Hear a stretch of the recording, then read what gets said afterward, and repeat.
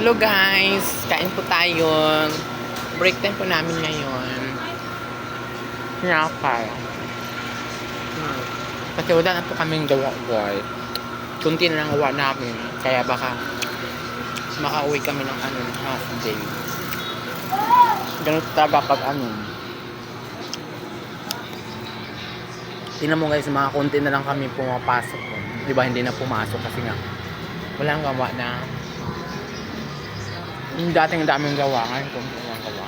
Yun lang po siya guys, pumasok ko. Diyan po talaga masisibag talaga yung pumasok guys kasi nasa loob na po kasi sila ng banga. Kaya ibig sabihin nun, kahit walang gawa, may gawa sila kasi nga naka-reserve para sa kanila. Yan. Kasi kamag-anak sila ng may-ari. So yung mga gaya ko na alipin lang, pag walang gawa, wala talaga. Pero silang dalawa, yan sila, yan.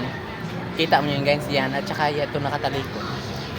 Kamag-anak yun ng may-ari. So, naka-reserve lang talaga. Pag may gawa siya, pero naka-reserve para sa kanila.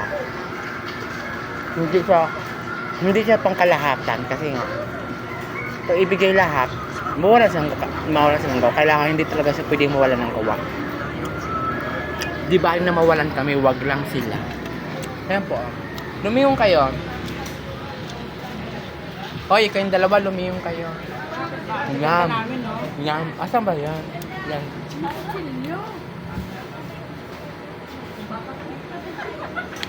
Yan po. Yan po may-ari ng may kamag-anak na may-ari dito. Kaya hindi siya mawala ng gawa.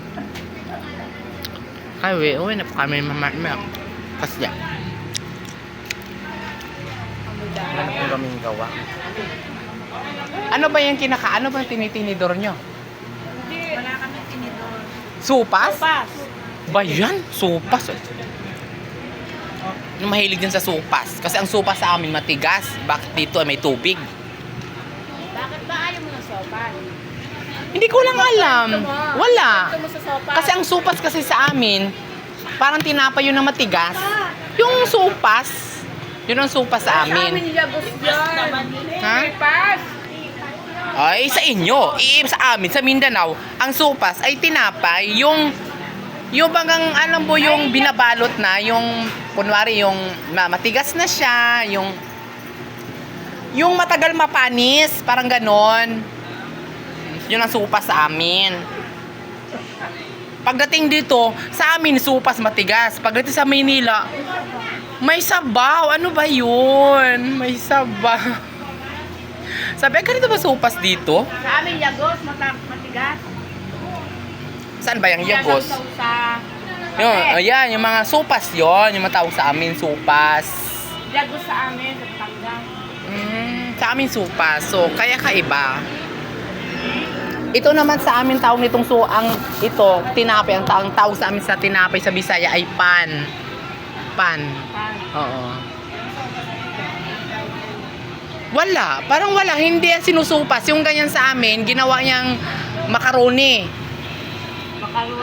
Macaroni salad, chicken salad, yung yan. Pero, hindi ginawang supas yung sasabaw. Wala.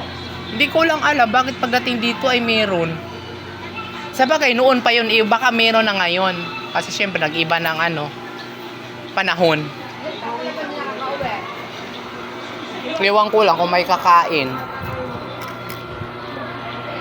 Kasi yung dyan sa ganyan, macaroni yan, macaroni salad. Natutulan mo na kayo ng sopas. Ay, hindi ako mahilig eh. Sabaw lang, tsaka yung hotdog, yung manok. So, yan lang po guys. That's all for today's video. Bye!